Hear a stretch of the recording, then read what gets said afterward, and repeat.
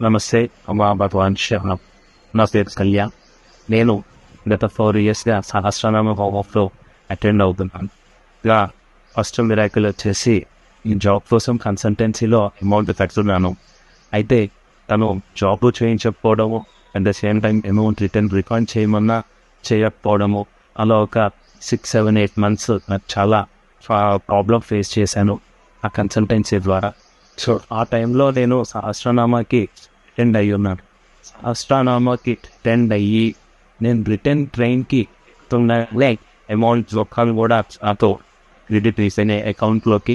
Thank you అమ్మ బాబా, thank you so much.